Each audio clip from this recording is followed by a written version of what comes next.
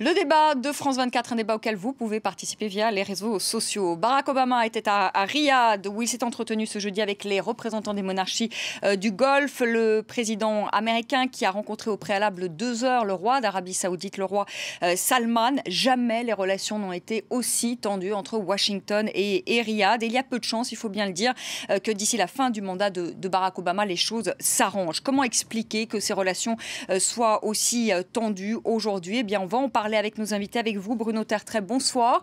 Vous êtes maître de recherche à la Fondation pour la recherche stratégique. Avec nous, Georges Malbruno. Bonsoir. Grand reporter au Figaro, auteur des Chemins de Damas, le dossier noir de la relation franco-syrienne. C'est avec Christian Chesneau et c'est aux éditions Robert Laffont. Et vous rentrez, Georges, tout juste de Riyad. Avant de commencer ce débat, eh bien, on va tout de suite écouter, si vous le voulez bien, le ministre américain de la Défense, Ashton Carter, qui était à Riyad et qui accompagnait le président Obama.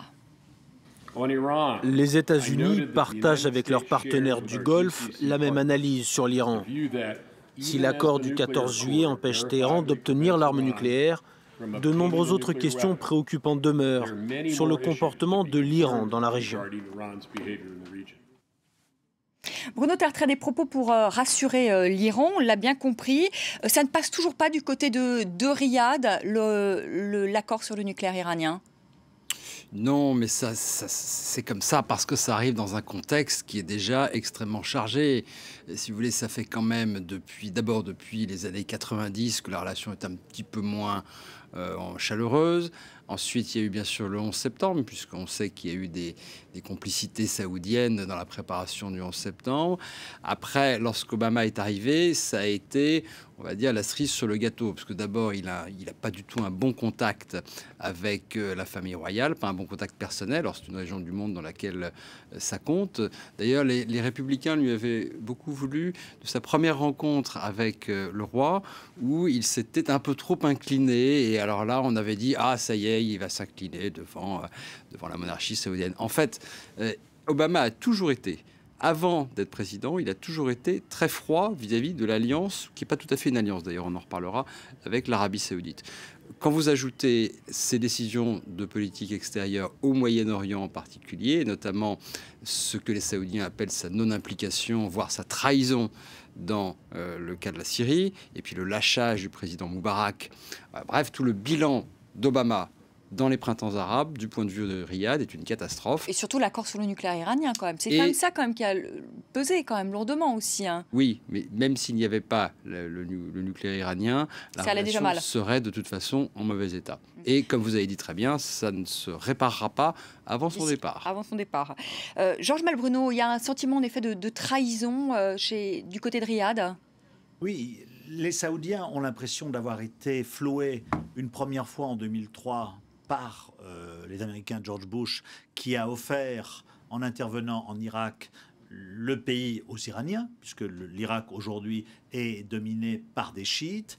Et donc pour l'Arabie saoudite, c'était une première, entre guillemets, trahison, effectivement. Et la deuxième trahison, c'est l'accord sur le nucléaire iranien. Et c'est vrai que depuis cet accord, moi je rentre de Riyad, on assiste à une véritable presque obsession, une paranoïa de la part des Saoudiens à l'égard de cet accord et de ce qu'ils pensent être comme la permanence d'un mauvais comportement iranien dans la région, qui est effectivement vrai. Il n'y a pas eu de changement de comportement.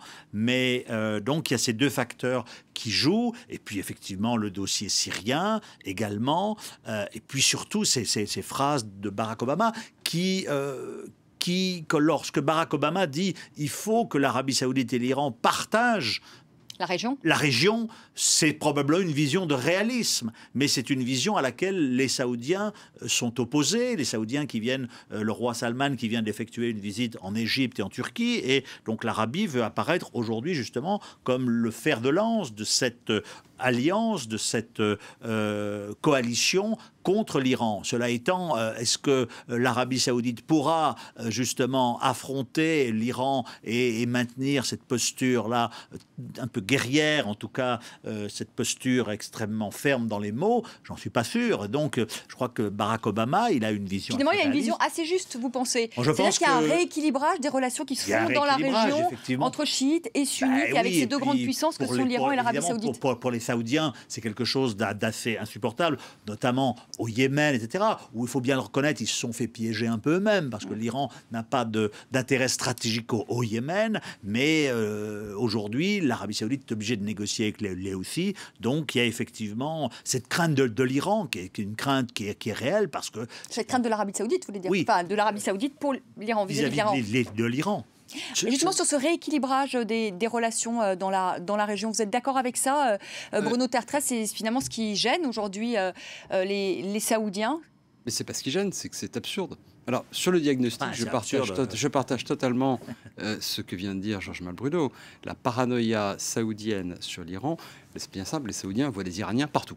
Hein, ils se retournent à gauche des Iraniens, à droite des Iraniens, derrière eux, partout. C'est vraiment une paranoïa qu'on n'avait même pas vue en Israël à propos du nucléaire iranien avant l'accord. C'est sidérant. Et il faut dire quand même que la question... Mais pour quelle raison, d'ailleurs? Parce que ils ont peur de l'Iran, qui est un pays...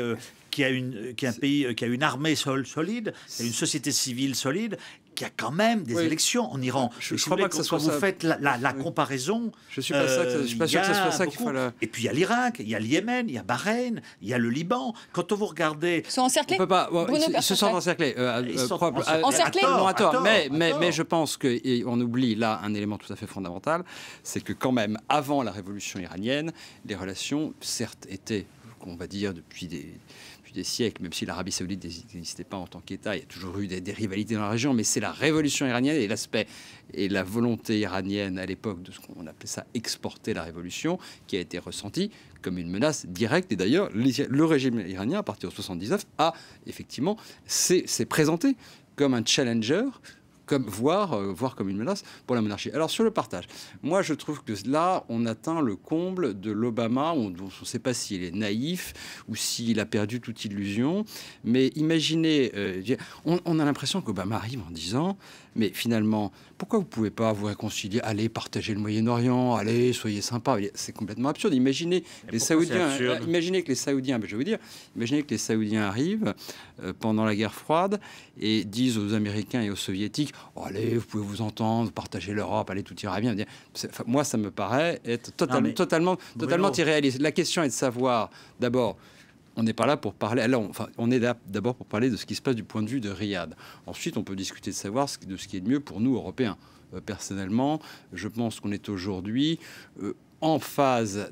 davantage en phase avec les intérêts saoudiens qu'avec les intérêts iraniens. Ça ne veut pas dire que j'estime que le régime saoudien est un régime dont il faut faire un allié.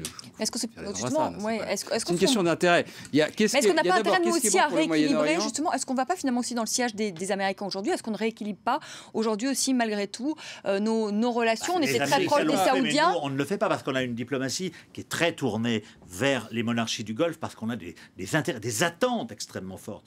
On a un partenariat extrêmement fort avec l'Arabie saoudite, mais qui pour l'instant ne s'est pas traduit par des signatures de contrats. Les industriels français sont extrêmement impatients. Le prince Mohammed bin Salman devait venir le 25 à Paris, etc. Il ne viendra pas. Il va venir bientôt. Il y aura probablement. Donc, si vous voulez... Ils se sont un peu servis de nous pour un peu ennuyer, entre guillemets, les Américains. C'est l'allié par défaut. Et ils savent très bien que leur allié principal, c'est les États-Unis. Il faut rappeler quand même qu'en dépit de cette crise de confiance qui est réelle entre les leaderships américains et saoudiens, les pays du Golfe ont acheté au cours de ces 12 derniers mois l'équivalent de 33 milliards de dollars d'équipements militaires, alors que nous, on a vendu, etc. Donc, il y a une réalité, il y a une entente. Je voyais quelqu'un à la Cour royale d'Arabie qui me disait, contrairement à la France, entre les États-Unis et l'Arabie, il y a une complicité entre les élites. Il y a 200 000 jeunes Saoudiens qui sont formés dans les universités américaines. Il y a un froid avec Barack Obama. Mais je crois que là où je diverge avec Bruno, c'est que je crois qu'il faut que l'Arabie reconnaisse qu'il y a une majorité chiite à Bahreïn, il y a des Houthis au Yémen qui doivent prendre leur part dans le pouvoir, il y a une majorité chiite en Irak, il y a des chiites au Liban qui ne peuvent plus être considérés comme ils l'étaient en 1950, et c'est dans ce sens-là que l'Arabie et l'Iran doivent s'entendre. Ouais. Allez, Bruno Tertrais. Les Iraniens en sont conscients,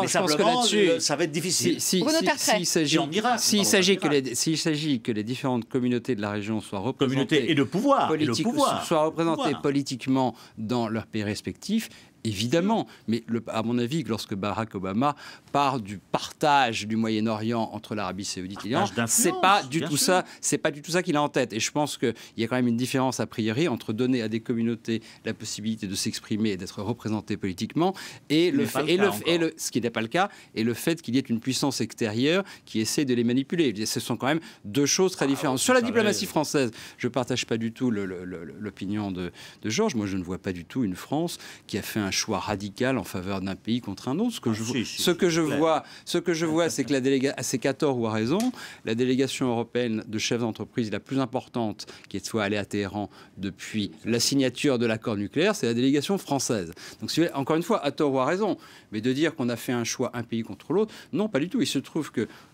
y a, et à mon sens à juste titre, la reconnaissance du fait qu'on a probablement davantage aujourd'hui d'intérêt en commun avec l'Arabie Saoudite qu'on en a avec l'Iran. Ça n'empêche pas qu'on rétablisse des relations normales. Visite de Rouhani, quand le président Rouhani arrive à Paris et qu'on a une cérémonie pour lui dans la cour des Invalides, on ne peut pas dire que ce soit un adversaire combat froid. Voilà. Donc, encore une fois, il y a deux choses différentes. Qu'est-ce qui est bon pour le Moyen-Orient et qu'est-ce qu'on doit faire, nous, Français? Et là, ce sont deux questions différentes. Il ne nous appartient pas de dire ce qui est bon pour l'Arabie Saoudite, mais c'est vrai, et là, je crois qu'on se rejoint sur le diagnostic, que l'enfermement de l'Arabie Saoudite dans cette obsession anti-iranienne, même si, à mon avis, c'est pas totalement à tort, est quand même totalement excessive. Ça, c'est vrai. C'est pas totalement à tort.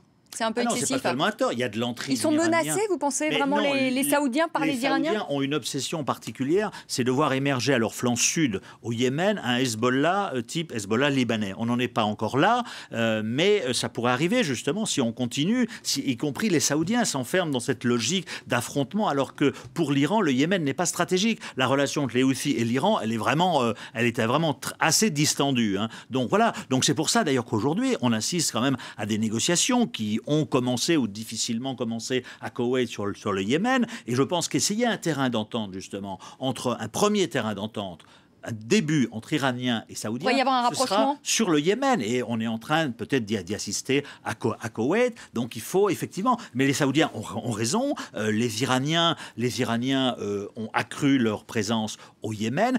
Mais pour l'Iran, si vous voulez, pour l'Iran, par exemple, l'Irak est un pays stratégique et la Syrie aussi. Et l'Iran ne veut pas de voir un pouvoir radical sunnite pro-saoudien à Damas parce que ensuite, eh bien, le fer sera porté en Irak, qui est leur arrière-cour. Et c'est vrai que pour les Saoudiens, c'est très important d'avoir aussi un Irak, d'où leur colère, d'avoir un Irak qui revienne dans le giron plutôt arabe-sunnite, plutôt que dans le giron chiite iranien depuis 2003. Donc c'est dans ce sens-là qu'il faut qu'il y ait un rééquilibrage des pouvoirs. Est-ce que vous croyez justement à un rapprochement, que le Yémen et les négociations qui ont lieu aujourd'hui au Koweït peuvent permettre peut-être un rapprochement entre les deux grandes puissances, l'Iran et l'Arabie Saoudite? C'est pas impossible.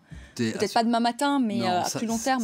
Localement, effectivement, que ça arrange à la fois les Iraniens et les Saoudiens à un moment donné, sur un pays donné, que la situation se calme, tout à fait. Mais c'est pas la question yéménite qui va, entre guillemets, réconcilier ou permettre le dégel des relations entre les deux pays. Vu l'investissement massif des Iraniens aujourd'hui en Syrie en particulier, ça me paraît totalement exclu. En tout cas, il y a une chose qui est certaine, puisqu'on est sur Barack Obama, c'est que on a dit tout ce que l'on pensait du relâchement de la relation entre ces deux pays depuis de nombreuses années, qui n'a jamais été aussi... Une alliance, vous dites non, le terme d'alliance n'est pas tout à fait juste? Alliance, ça veut dire qu'il y a un traité d'alliance où on s'engage formellement à le protéger. C'est pas, entre les Américains et les pays du Golfe, c'est pas comme avec l'Europe ou avec le Japon. Il n'y a pas d'engagement juridique. Hein. Tout ça se fait de manière très informelle.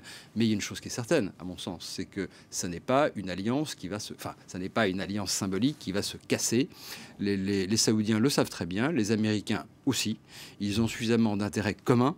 Ils ont peu d'alternatives. Hein. L'idée selon laquelle l'Amérique pourrait basculer comme ça de l'Arabie Saoudite vers l'Iran, aujourd'hui, c'est totalement fantasmatique. Dans 20 ans peut-être, hein, mais aujourd'hui, c'est totalement fantasmatique. Et les Saoudiens, de leur côté, n'ont pas d'alternative. Alors d'abord, ils veulent renforcer leur propre capacité de défense. Ils se disent, nous, en fait, on voudrait bien compter d'abord et avant tout sur nous-mêmes, même si ça passe par l'achat massif d'avions, de technologies militaires américaines d'abord et françaises ensuite. Mais ils savent très bien qu'ils ne peuvent pas se retourner vers la Russie ou vers la Chine. Donc c'est une sorte de mariage de raison, à mon sens. Ça n'a jamais été un mariage d'amour. Ça a toujours été une convergence d'intérêts. En 1945, c'était basé sur je te vends mon pétrole et tu m'assures la sécurité. Ce deal originel de 1945 n'a plus aucune valeur aujourd'hui. On est dans un autre monde. Mais ça va continuer quand même. On va quand même continuer à cohabiter, même si on fait chambre à part. Merci à tous les deux d'avoir participé à cette émission. Merci à vous de nous avoir suivis. Très belle soirée. Tout de suite, le journal sur France 24.